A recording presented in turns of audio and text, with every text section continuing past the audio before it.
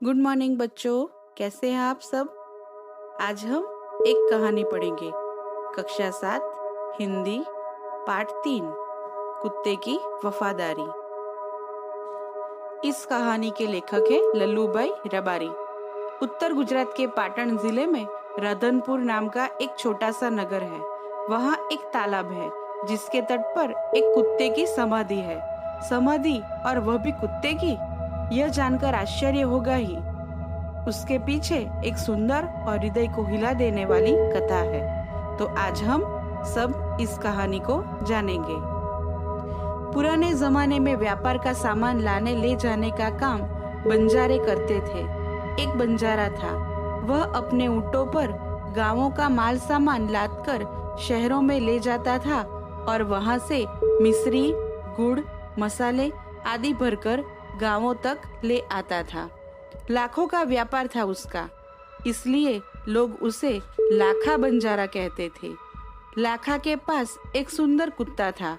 कुत्ता बड़ा ही वफादार था। रात को वह बंजारे के पड़ाव की रखवाली करता था। अगर चोर लुटेरे पड़ाव की तरफ आते दिखाई देते थे तो कुत्ता भौंक भौंक कर उन्हें दूर भगा देता था। बंजारा अपने कुत्ते की वफादारी से बहुत खुश था।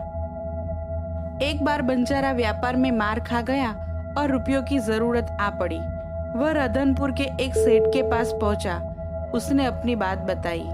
सेठ ने कहा, रुपये तो मैं दे दूंगा, मगर उसके बदले में तुम क्या गिरवी रखोगे। लाखा बोला, सेठ जी, मेरे पास फूटी कौड़ी भी नहीं है। मैंने व्यापार में सब कुछ खो दिया है। मेरी जबान पर विश्वास रखे और मुझे रुपये दे दीजिए। मैं आपकी पूरी रकम सूद समेत 1 साल में ही चुका दूंगा। सेठ बोला, कोई बात नहीं, तुम्हारे पास यह कुत्ता है तो तुम मुझे इसे ही जमानत के रूप में दे दो। जब तुम सारे रुपये लौटा दोगे तब मैं भी कुत्ता तुम्हें वापस दे दूंगा। बंजारे को दुख तो बहुत हुआ अपने कुत्ते को देने में, मगर कोई चारा नहीं था। रुपये लेकर वह चला गया। कुछ दिन बीते। एक बार सेठ के यहाँ चोरी हुई।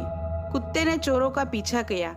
दूर जंगल में जाकर चोरों ने सारा माल सामान जमीन में गाड़ दिया और वहां से 9-11 हो गए।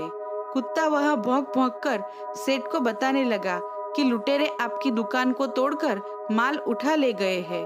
सेठ तो हक्का बक्का ही रह गए। कुत्ता सेठ की धोती पकड़कर आगे खींचने लगा। सेठ कुत्ते के पीछे पीछे चलने लगे। जहां चोरों ने माल छिपाया था वहां जाकर कुत्ता अपने पैरों से मिट्टी खोदने लगा। थोड़ा ही खोदने पर सब सामान निकल आया। सेठ की खुशी का कोई पार नहीं था। वह कुत्ते को प्रेम से थपथपाने लगा। कुत्ते की वफादारी पर वह मुग्ध हो गया। घर जाकर उसने एक चिट्ठी लिखकर कुत्ते के गले के पट्टे में बांधकर कहा, कुत्ते भाई, जाओ तुम अपने मालिक लाखा बंजारा के पास, तुम मुक्त हो। कुत्ता खुश हो गया और अपने मालिक से मिलने के लिए जल्दी जल्दी भागने लगा। इधर लाखा ने भी व्यापार में खूब रुपया कमाया। वह सेठ को उसकी रकम वापस करने के लिए उसी रास्ते से आ रहा था। उसने दूर से अपने कुत्ते की अपनी ओर आते हुए देखा। वह नाराज हो गया।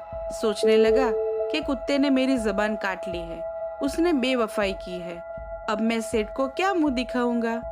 उसने आव न देखा न ताव, बस कुत्ते के माथे पर लाठी का प्रहार किया और कुत्ता बेहोश होकर गिर पड़ा। लाखा ने देखा कि कुत्ते के गले में एक चिट्ठी बंधी है। उसने इसे खोलकर पढ़ा।